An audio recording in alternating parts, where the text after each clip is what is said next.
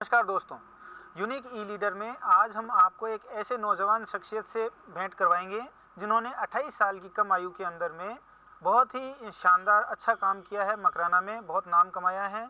क्या इन्होंने काम किया, किस तरह से इन्होंने नाम कमाया, अभी क्या कर रहे हैं, जानेंगे सब उन्हीं की ज़बानी। तो स्वागत है सर हाजी मक्की गेसावत जी, आपका बहुत बहुत स्वागत है हमारे चैनल पे। तो सर सबसे पहले तो अभी चर्चा में जो आप हैं वो हैं लगन शाह हॉस्पिटल की वजह से।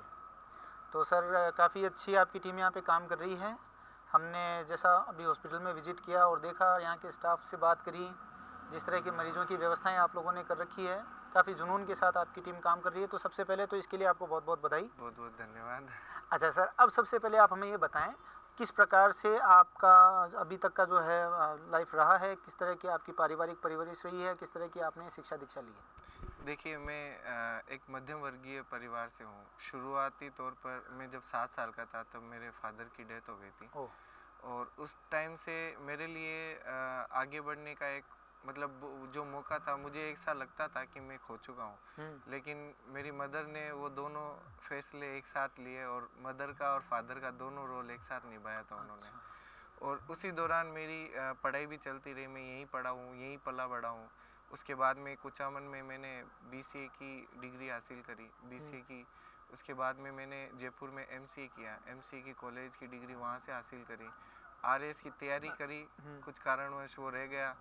उसके बाद के अंदर ऐसे उतार चढ़ाव के कारण मैंने फिर वहाँ पे हॉस्पिटल ज्वाइन किया। उसके बाद में मैंने वैसे 16 वर्ष की आयु से काम करना शुरू कर दिया था समाज की सेवा करने के लिए। और शुरुआती तौर पर मैं लोगों की सेवा करता रहा। धीरे धीरे पता नहीं कैसे कड़ी जुड़ती रही और इस हिसाब से मैं आगे बढ़ता गया। और ये मुझे खुद को ही पता नहीं कि आज इस मुकाम तक कैसे पहुंच गया। सर आपने बहुत ही जिसे बोलते हैं आपकी उपलब्धि लोगों के लिए गर्व करने लायक है। बहुत कम आयु के अंदर में आप जहाँ हैं और जो संस्था आप संभाल रहे हैं, सचिव का पद बहुत रिस्पॉन्सिबल पद होता है जी। और एक तरीके से अध्यक्ष और सचिव संस्था चलाते हैं, बेशक डिसीजन मेकिंग करते हैं, किस प्रकार से आपको इसको आगे लेके जाना उसके बारे में जो है योजनाएं बनाते हैं।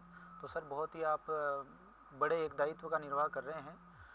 सर अभी जो आपने ये संस्था में अब जब आप पब्लिक के द्वारा आपको ये दायित्व सौंपा गया है और पिछले 1-1.5 महीने में ही हमने सुना है कि काफ़ी सारे परिवर्तन, पॉजिटिव परिवर्तन हॉस्पिटल में हुए हैं, तो ज़रा उसके बारे में एक बार हमें जानकारी दें। बिल्कुल।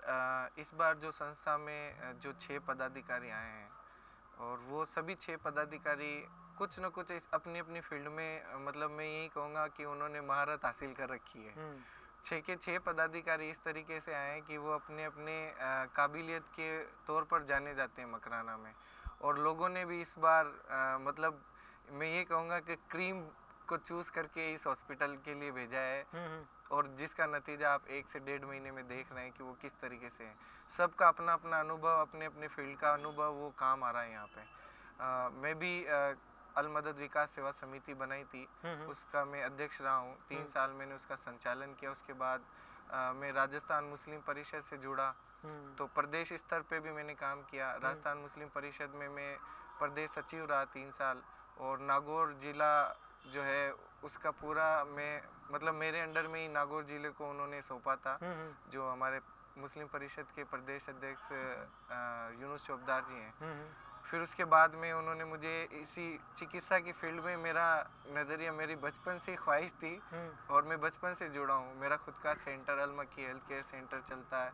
उसके बाद में अल मक्की फार्मेसी नाम से चल रही थी, तो उसका भी मैंने 2 साल से जो अनुभव। फिर उसके बाद जयपुर में मोनीलेक हॉस्पिटल में SCR दाना शिवम हॉस्पिटल है, वहाँ का जो बिजनेस एंड क्वालिटी डेवलपमेंट का मैं हेड था और मोनीलेक में हेड के अंडर में काम करके वैसे अनुभव लिया। अच्छा। तो वो अनुभव ऐसे बढ़ता गया और प्रैक्टिकल चीज़ें मेरे सामने थी। और वो प्रैक्टिकल चीज़ों को मैं अपनी ज़िंदगी में डालता गया। इस तरीके से नॉलेज बढ़ता गया।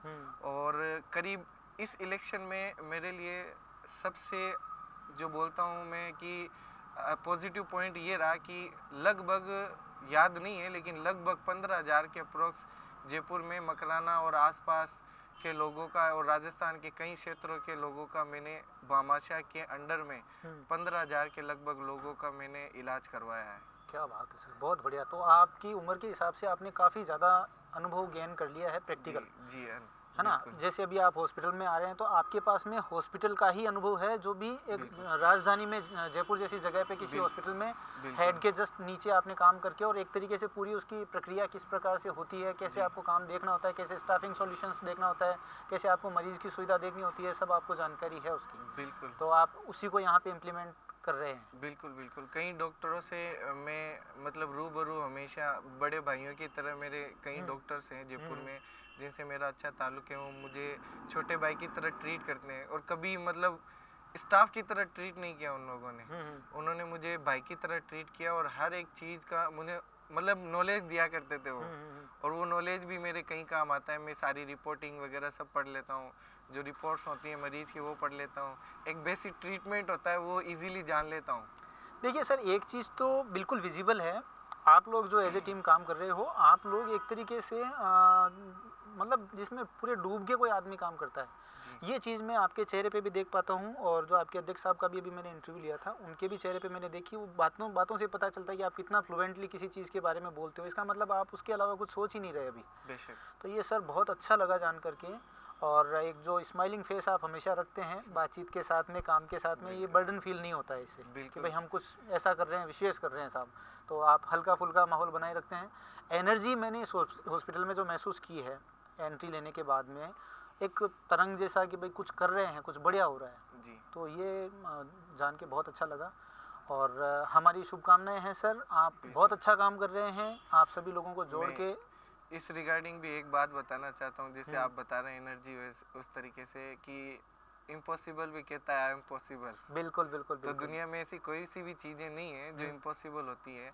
हर चीज़ में कुछ ना कुछ चीज़ें छुपी होती है। उन चीज़ों को ढूंढ कर आदमी वो काम करे तो वो पॉसिबल बन जाती है। बिल्कुल इम्पॉसिबल में पॉसिबल को क्रिएट करना, ये पॉजिटिव क्रिएट करना इसी तरीके से होता है। देखिए सर, क्या होता है कि ये बात भी अभी जैसे आप जिस एज ग्रुप में हैं, वहाँ पे आप अगर एक सही मोटिव के साथ जुड़ गए तो आपका जुनून उसको आगे तक लेके जाता है। बेशक और एक समय के बाद में क्या होता है कि आपका अनुभव बेशक वो आपका साथ देता है। आपके पास में जो टीम कॉम्बिनेशन बन गया है, उसके अंदर में अनुभवी लोग भी हैं और यंगस्टर भी हैं, जुनूनी लोग भी हैं। बिल्कुल तो एक ये क्या होता है कि संयोग से ऐसी चीज़ें बन और जाती एक है। पब्लिक सपोर्ट भी और है पब्लिक सपोर्ट जो भी है। सबसे इम्पोर्टेंट है। तो एक